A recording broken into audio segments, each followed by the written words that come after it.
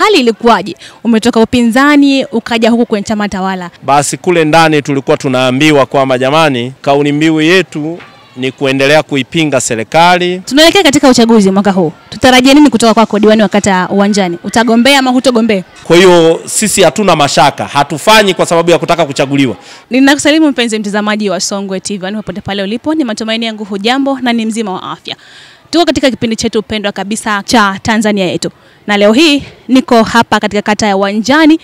Tupo na diwani wa kata ya Uwanjani, tuweze kuzungumzia mambo kadha wa kadha, siasa, lakini miradi mbalimbali ambayo umetekelezwa kwa kipindi chake cha uongozi. Kama mnavyojua, mwaka huu tupo na uchaguzi ama tunaelekea katika uchaguzi wa serikali kuu. Diwani, habari za sasa hivi? Habari ya leo ni njema. Kazi inaendaje? Mungu mwema.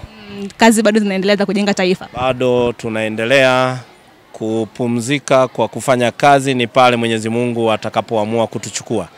Lakini wajibu wetu tuendelee na majukumu ya kulijenga taifa letu.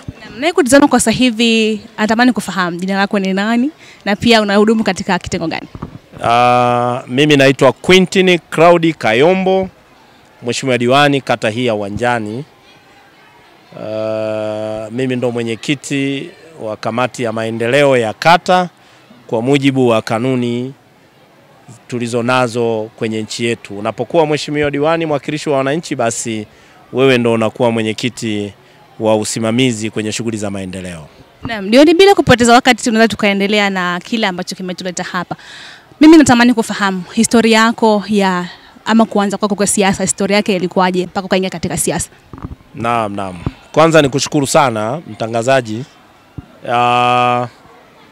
Historia yangu mimi katika ulimwengu wa siasa, mimi siasa nilianza toka 2012 nikiwa Chama cha Mapinduzi. Nilipoendelea 2014 nilihamia Chama cha Demokrasia na Maendeleo, Chadema, nikiamini nikiwa huko tuna uwezo mkubwa wa kuweza kuwatumikia wananchi kwa ile misingi na zile lugha zilizokuwa zikisemwa tukiwa tupo kule. 2015 wananchi hawa wa kata hii ya Uwanjani waliniamini na kunituma niwe mwakilishi wao kwenye nafasi ya udiwani. Nilishinda kuwa mheshimiwa diwani na nikaanza majukumu ya kuwahudumia wananchi. Lakini changamoto kubwa ambayo nilikutana nayo kule ilikuwa kwa kuwa Chama cha Demokrasia na Maendeleo, Chadema, hakikufanikiwa kushika dola, basi kule ndani tulikuwa tunaambiwa kwamba jamani, kauli mbiu yetu ni kuendelea kuipinga serikali. Serikali ikisema jambo hili limefanyika, sisi tuseme hatujafanya wala halijafanyika. Kwa ile ilikuwa ni dhana ambayo tuliendelea kupewa elimu hizo na kusisitizwa kuishi katika maneno hayo, kutokuamini kinachofanyika na serikali. Na hii utakubaliana nami mwandishi wa habari kwamba ule mwaka wa 2015 mpaka 2020 ni moja kati ya mwaka ambao kulikuwa na matukio ya kuonyesha wazi kabisa kwamba sisi tunaikataa serikali. Moja, tukio la kwanza kabisa, tulishauriwa tuandamane barabarani kuikataa serikali na hatimaye tukachoma barabara. Lakini tukio la pili, tulishauriwa tumkatae mkuu wa wilaya kwamba huyu mkuu wa wilaya hatutashirikiana naye kufanya naye kazi, enzi za Saidi Juma Ilando. Lakini si tu kwa upande wetu sisi kama madiwani, hata bunge la 2015 kambi rasmi ya upinzani emaye toka bungeni na kuvaa plasta mdomoni kueleza umma kwamba wao hawakubaliani na serikali. Lakini mbali na hilo, wao kwenye mikakati yao wakati tunapeana elimu ya kuhakikisha tunawapigania wananchi, tulikuwa na lugha ya kwamba iwe mvua liwe jua, tutaendelea kukomaa kuhakikisha tunawatetea wananchi. lakini hao wabunge kambi rasmi ya upinzani waliondoka bungeni na kuja huku majimboni kinyume cha utaratibu, kinyume cha makubaliano na spika wa bunge, na ninaamini utakubaliana nami. Wakati huo spika wa bunge ni mzee wetu Job Ndugai, alitoa maelekezo wabunge wote walioondoka kwenye maeneo ya bunge basi zile fedha walizozichukua zote wazirudishe, akiwemo na mbunge wetu kwenye mji wetu wa Tunduma ambaye kipindi hicho alikuwa ndo mwakilishi wa Wanatunduma, naye ni miongoni mwa watu waliokuwa wamechukua fedha na hatimaye akaamua kurudisha kwa sababu ilionekana wamekiuka taratibu, lakini hawajaishi kwenye kauli mbiu ile waliokuwa wanatuaminisha. Kwa hiyo yani ulikuwa ni mwaka wa matukio wa kuikataa serikali moja kwa moja, kwa mifano hiyo niliyokupa. Sasa ni mapito mengi ambayo umeyapitia, ukatoka katika siasa za upinzani ukaja katika siasa za chama tawala. Mapito hayo unaweza kuzungumzia vipi? Yalikuimarisha ama yalikudhoofisha katika siasa? Kwanza kabisa wakati niko upinzani,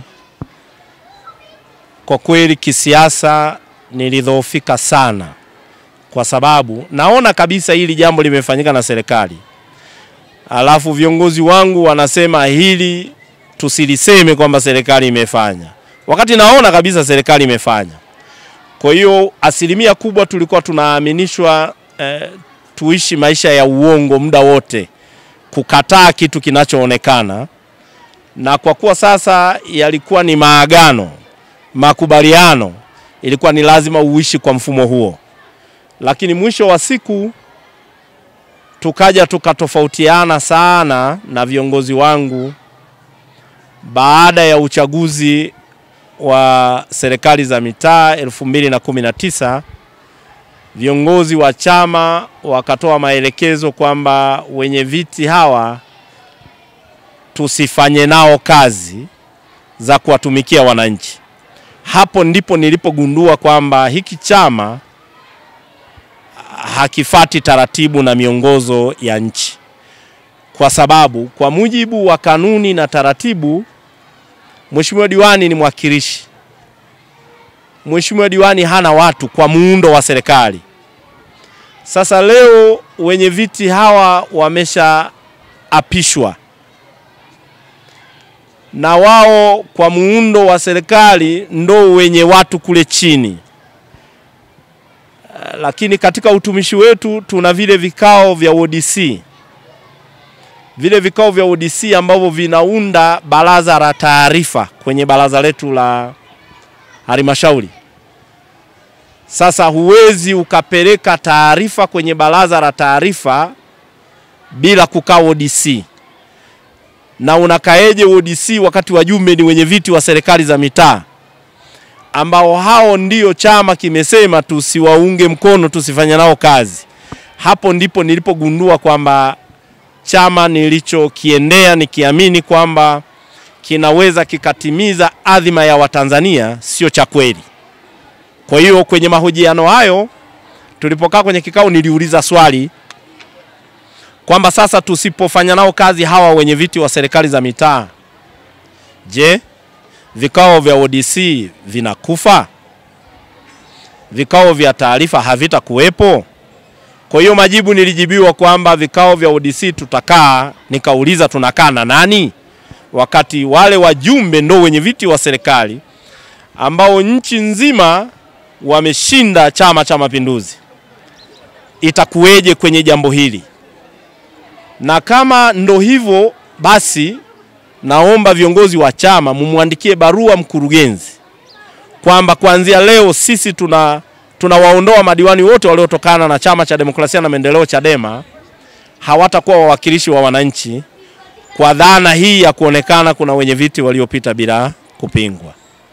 Lakini majibu niliyokuwa nimepewa siku hiyo ya kikao chetu, niliambiwa hapana, vikao vya taarifa, baraza la taarifa tutakaa, na vikao vya ODC tutakaa, ila shughuli zingine zote za mikutano na nini hatupaswi kufanya na wenye viti. Kwa hiyo mimi niliwaona kwamba hawa ni wapotoshaji, na kwa nini wanataka kuenda kufanya vikao vya taarifa Maana yake wanataka kwenda kuchukua posho tu, wanataka kuwasilisha taarifa za kupikwa, yani za uongo ambazo hazina uhalisia. Hapo ndipo tulipoanza utofauti wa mimi na wao, na nikatambua hiki chama hakina nia njema na Watanzania. Tulipoanzia hapo. Mimi natamani kufahamu hapo, hali ilikuwaje? Umetoka upinzani ukaja huku kwenye chama tawala. Hali kule ambako ulikuwa umetoka ilikuwaje? Walikuchukuliaje? Na kwanza kabisa baada ya ule mchakato mzima, kwa sababu kwanza mimi walinizuia nisifanye mikutano. Lakini kwa nature ya kata yangu ya Uwanjani, shule za msingi hapa nilikuwa na shule 3. Shule ya msingi Tunduma, shule ya msingi Mlimani na shule ya msingi Umoja. Kwa hiyo hapa palikuwa na mlundikano wa watoto wengi sana wanaotoka kwenye kata yangu. Na jiografia ya kata Uwanjani haipo huku barabarani ziliko shule. Hii kata iko ndani kule. Sasa lile eneo halina shule. Wakati huo mimi nimefanya mawasiliano na mwananchi mmoja ambaye si mkazi wa kata ya Uwanjani, lakini ana eneo lake kwenye kata yangu ya Uwanjani. Nilienda kumuomba yule baba, anaitwa Mzee Sichula, anaitwa Samuel Sichula. Nilimuomba eneo lake kwamba naomba tujenge shule ya msingi kulingana na adha ya watoto hawa wanatoka maili ndefu kutoka kule chini Kilimahewa kuja mpaka kupata masomo ya shule ya msingi huku. Yule baba aliniambia kwa kuwa wazo lako ni kwa ajili ya watoto wetu, eneo ninakupa. Alinipa lile eneo bure, hekari 4. Ndizo alizonikabidhi. Sasa nimepata lile eneo, ujenzi ni lazima niwashirikishe wananchi. Chama kimeniambia nisishirikiane na wenye viti. Naendeje kwa wananchi kuwaeleza kwamba nina uhitaji wa kujenga shule. Ndipo tofauti ulipotokea wa kuonekana nimepuuza kile walichonikataza wao. Nami nilifanya mikutano kwa mitaa yangu yote 4 na namshukuru Mungu aliniunga mkono sana wananchi, na tumejenga hiyo shule ya msingi mpya kabisa inaitwa Kilimahewa Primary School, na sasa ina watoto wa darasa la 5. Kwa hiyo hii ni faida mojawapo ya kupuuza kitu unachodanganywa na watu ambao hawana uelewa. Mwenye uelewa ukasimamia msimamo, faida yake ndo hiyo. Nimepata shule kule, sasa wale watoto hawatoki tena zile maili ndefu za kuja huku, sasa wanapata elimu eneo rafiki kabisa lililoko kule. Na serikali ilisapoti, kwa hiyo mambo yako vizuri kabisa. Naam, sawa, umezungumzia mengi hapo, lakini kuna kitu ambacho nataka kufahamu, kwa sababu hukuzaliwa tu ukajikuta ni mwanasiasa. Kabla hujawa katika chama pinzani, huja katika chama tawala, kuna kitu chochote ambacho kilikusukuma kuingia katika siasa? Kipi hasa? Kabla sijawa upinzani wala chama tawala, ni kwamba mimi nilianza na chama tawala.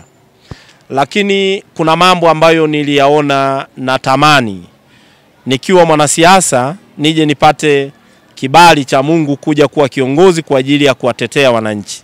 Lakini kwa kufikisha mahitaji ya wananchi kwenye sehemu husika. Na kwa nini nayasema haya? Miaka ya nyuma kabisa wananchi walikuwa hawasomewi mapato na matumizi.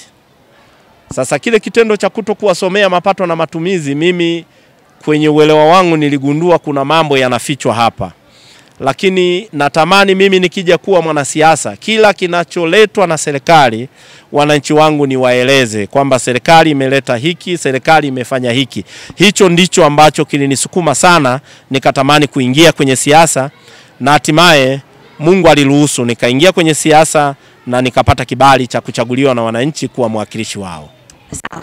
Je, hapa sasa ambapo tupo, natamani kufahamu kama diwani wa kata ya Uwanjani, ni miradi ipi ambayo umeifanya ama imetimia na unaweza kutoka kifua mbele kutamba kwa wananchi kwamba mimi diwani wenu nimeifanya hiki na hiki na hiki na hiki, kwa una kila haki ya kuzungumza mbele yao? Miradi ipi ambayo umeikamilisha? Na kwanza nikushukuru sana. Kwanza mimi siwezi kutamba kwa wananchi, kwa sababu wananchi mimi walinituma, mimi ni mwakilishi wao. Kwa hiyo mimi nitawaeleza kwamba yale ambayo niliahidi kwamba nitakwenda kuiomba serikali, nimeenda 1, 2, 3 na yamekwisha kutekelezeka. Sasa kabla ya kutoka Chadema kuingia Chama cha Mapinduzi, wakati niko kule Chadema, shughuli ambazo zilifanyika kwa miaka yangu yote 5 kwenye kata hii ulikuwa ni ukarabati wa vyumba vya madarasa, ambavyo vile vyumba vya madarasa na umaliziaji wa maboma ambayo walijenga wananchi kwa nguvu zao, lakini mapato ya ndani tulikuwa tunapewa milioni 8,100,000 kuhakikisha tunapaua na jengo linakamilika. Lakini baada ya shughuli hizo kufanyika na miaka 5 kuisha, nilipojiunga na Chama cha Mapinduzi, na tumshukuru sana Mheshimiwa Rais. Tumshukuru sana Mheshimiwa Rais Daktari baba yetu marehemu John Pombe Joseph Magufuli kwa namna ambavyo aliamua sasa kufanya mabadiliko ya kuwatumikia wananchi kwa vitendo.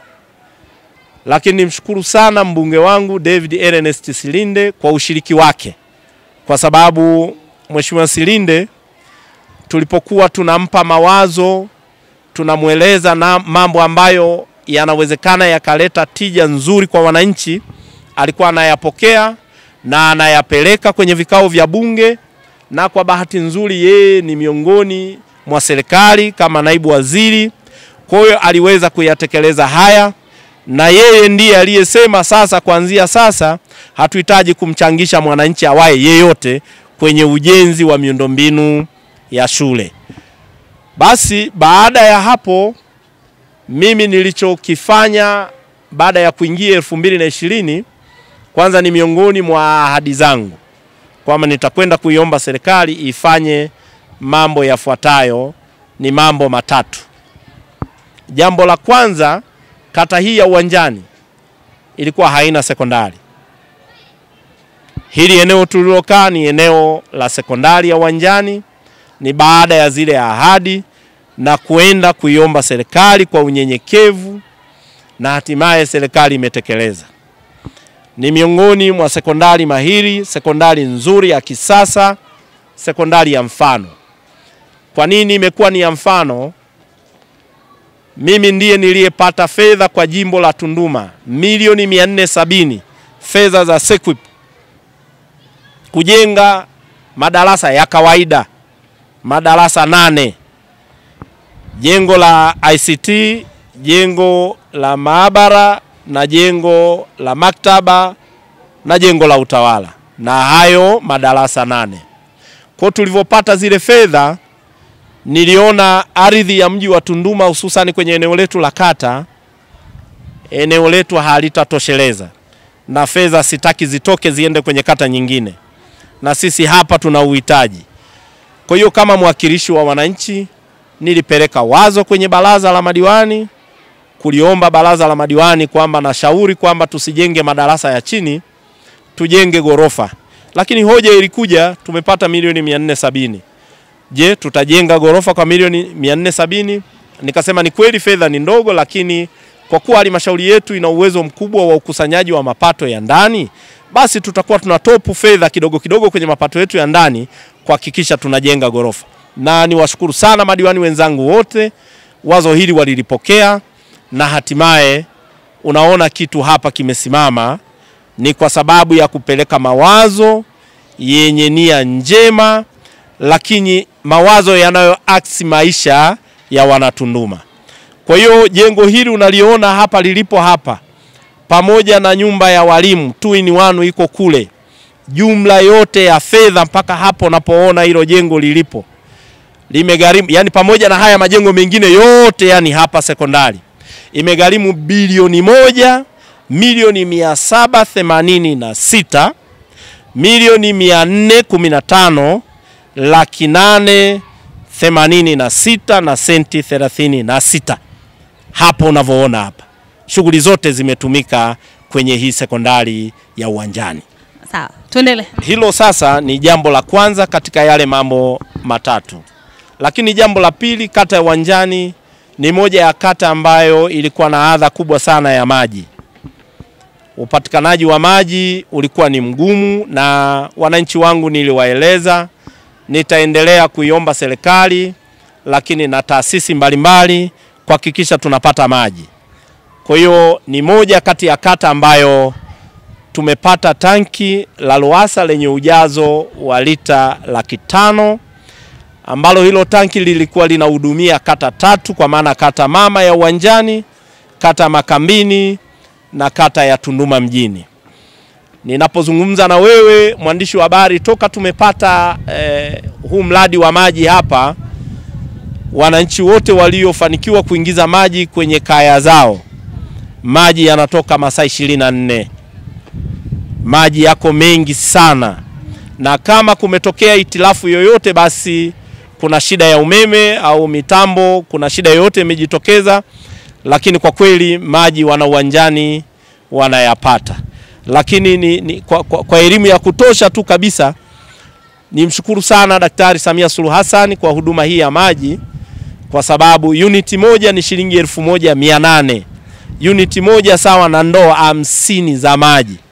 Hakika kauli ya mama ya kwamba ameamua kumtua mama ndoo kichwani imetimia 1800 kupata ndoo 50.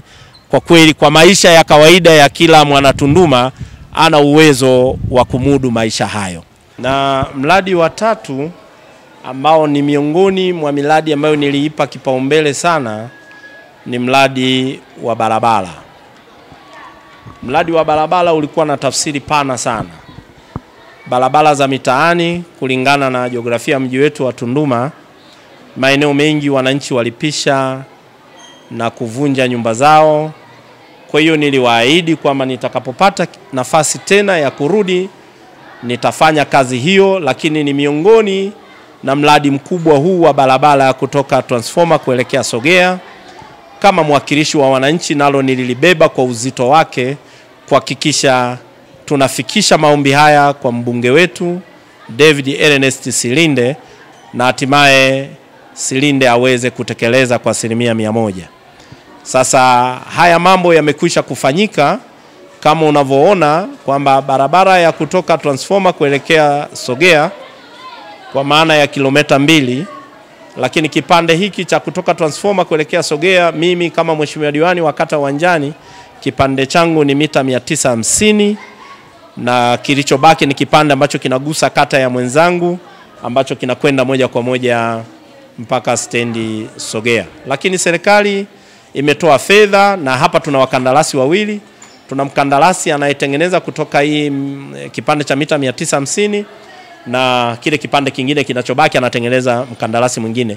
Kama mnavyoona hatua zinazoendelea kwa huku juu, sasa hivi wanaendelea na kujenga mitalo, kiasi ambacho nafikiri hatua wakishamaliza, hatua inayofuata ni kumwaga rami. Lakini barabara za mitaa kwa wastani wake, kuna baadhi ya barabara ambazo tayari tumekwisha kuzihudumia kwa kujenga mitalo, kuweka makaravati, kujenga madaraja. Ni hatua ambayo kwenye uongozi huu nimekwisha kuyafanya, ambayo tunataraji kwa kuwa nimekwisha kuziombea fedha kuzipandisha hadhi kwenda kutengeneza kwenda kiwango cha changalawe na hatimaye kupata lami. Kwa tafsiri ya utekelezaji wa miradi niliyokuwa nimewaeleza wananchi wa kata Uwanjani wakati naomba kula kwao, nimetekeleza kwa 95% mpaka sasa. Katika hiyo barabara ya kutoka Transformer mpaka Sogea, watu wengi wanazungumza kwamba pengine ni mradi ambao umekuwa kisiasa zaidi. Wanazungumza kwa sababu pengine ni wakati wa uchaguzi. Unaweza kuahidi nini wananchi kabla tujafika katika uchaguzi? Sasa sijajua, labda wanapozungumza siasa sijui wanamaanisha nini, kwa sababu unaikwepeje siasa? Kwa sababu wanasiasa ndo hao wanaoijenga nchi. Wamejenga mashule haya, mavituo ya afya, yani shughuli zote, maji, ni wanasiasa hawa. Sasa wanazungumzia siasa ya namna gani? Kwamba tunatengeneza kwa sababu tunataka tena kuchaguliwa. Chama cha Mapinduzi hakina dhana hiyo. Chama cha Mapinduzi kimejipambanua kuwahudumia wananchi. Swala la kuchaguliwa maamuzi yako na wananchi wao, kwa kuona namna ambavyo wawakilishi waliotumwa, je, wametekeleza ipasavyo na mahitaji ya wananchi? Kwa sababu ilani ya Chama cha Mapinduzi inatekelezeka. Kwa hiyo sisi hatuna mashaka, hatufanyi kwa sababu ya kutaka kuchaguliwa. Tunafanya kwa sababu ni wajibu, na haya ni maelekezo ya chama. Sawa. Tunaelekea katika uchaguzi mwaka huu. Tutarajie nini kutoka kwako diwani wa kata Uwanjani? Utagombea ama hutogombea? Ni mapema mno kuzungumza, kwa sababu kwanza mimi ni mheshimiwa diwani.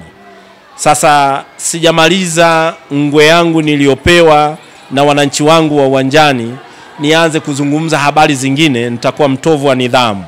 Nimalize mkataba wangu mimi na wananchi wangu miaka yangu 5, mkataba huu ambao utaisha tarehe 30 kama hakutakuwa na mabadiliko mwezi wa 6 2025 ndo ukomo wangu mimi wa kuwa mheshimiwa diwani.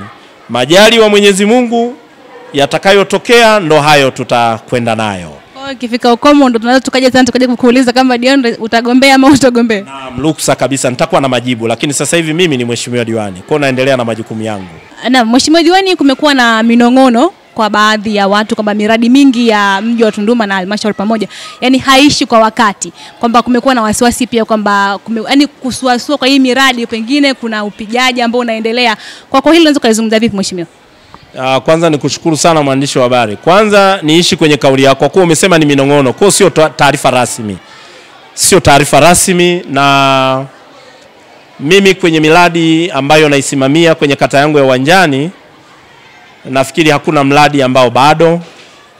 Miradi yote imekamilika. Mradi uliobaki ni hicho kipande cha barabara hiyo mita 950 ambacho mpaka sasa utekelezaji unaendelea, kwa sina mashaka.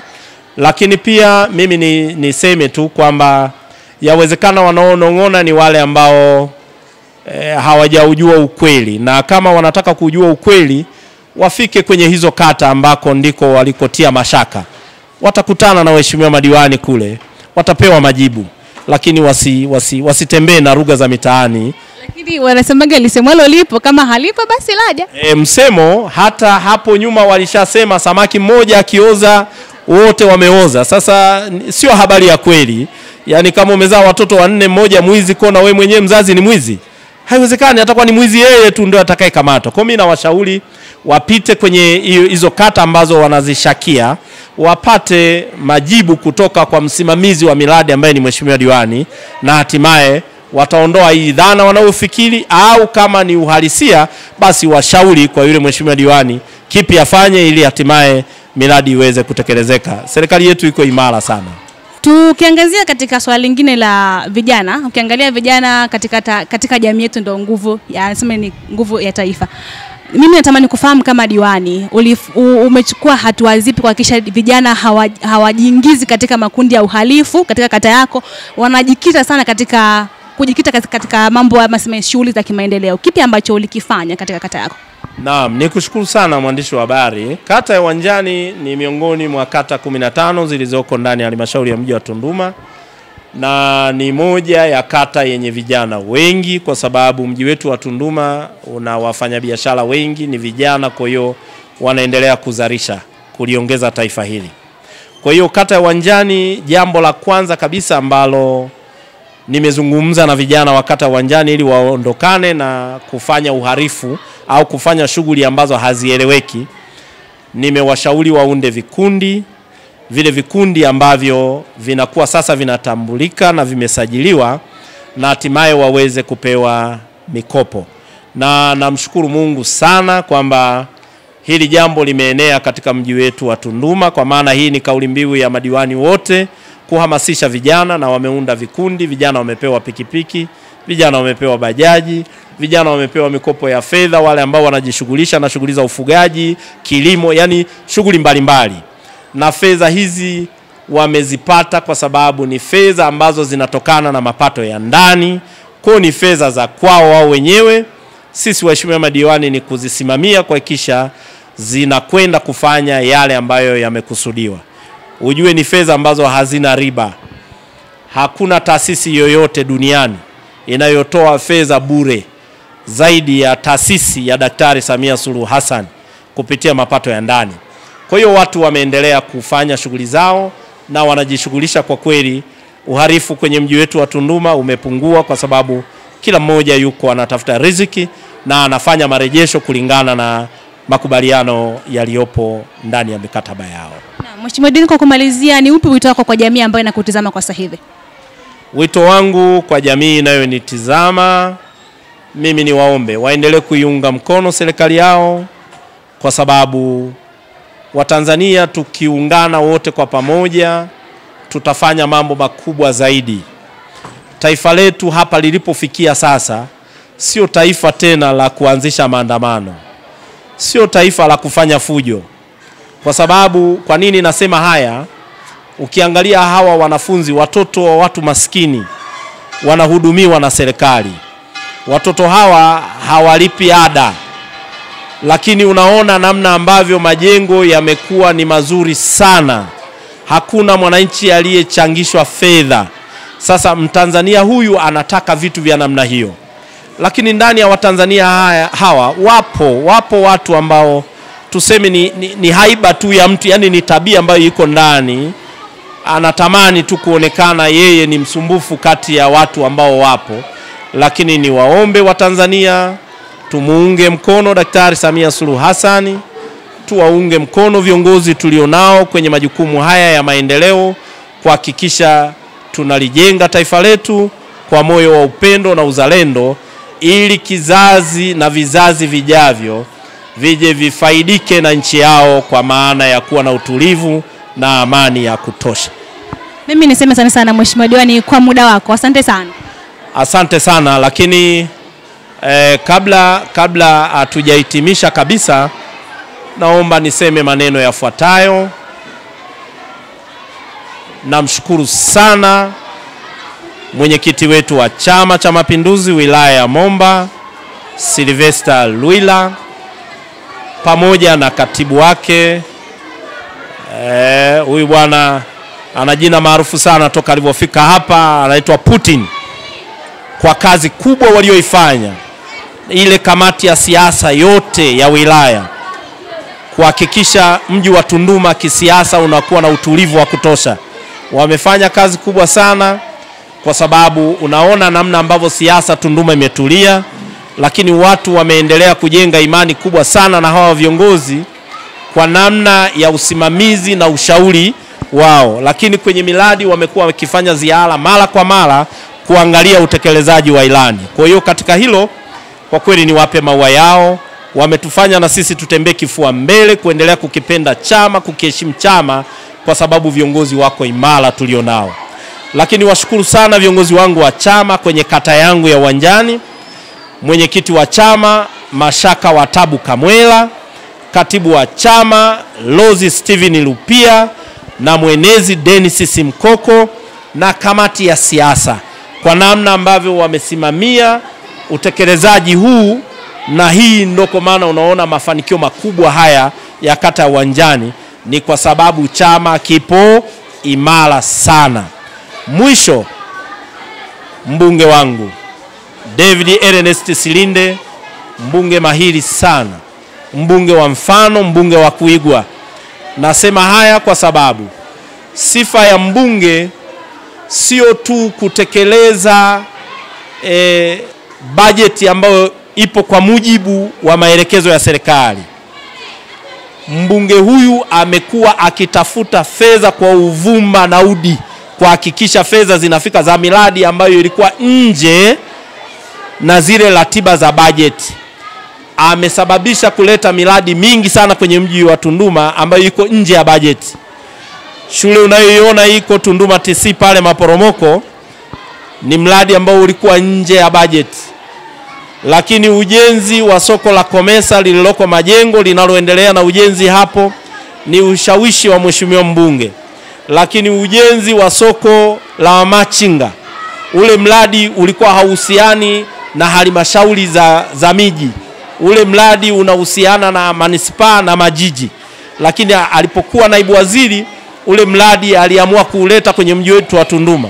Ule mradi unajua una thamani ya bilioni 6. Kwa hiyo muda wote hizo fedha zikishafika, Wamachinga watapata eneo rafiki sana. Lakini katuletea mradi wa soko la dagaa na samaki pale Chapwa. Mradi una bilioni 3.6. Ametusababishia kupata tena shule nyingine ya wasichana kwenye mkoa wetu wa Songwe, ile shule ya Dr. Samia iliyoko na Mole. Zile shule zilikuwa zinatolewa kwenye mikoa ambayo shule hazipo. Lakini kwenye mkoa wetu wa Songwe tuna shule ya Samia ya wasichana iko Miunga, ndani ya wilaya ya Momba. Ndani ya wilaya ya Momba hiyo shule iko. Kwa hiyo uone namna ambavyo mbunge ana uwezo na wananchi wananufaika kupitia yeye. Kwa hiyo ni mbunge wa mfano, ni mbunge wa kuigwa, na sisi kwa kweli tunaendelea kumuombea. Na niwaombe wana Tunduma, tusiipoteze lulu hii. Atakapomaliza ubunge akisema anagombea tena, tumuunge mkono kwa 100%, kwa sababu mpaka sasa bado hajasema, na kwa kuwa bado ni mbunge, kwa hiyo mimi sitaki kumsemea, lakini kwa kupitia klipu hii basi niwahamasishe wana Tunduma tuendelee kumuomba atupe tena karata ili Tunduma yetu iweze kufika mbali zaidi.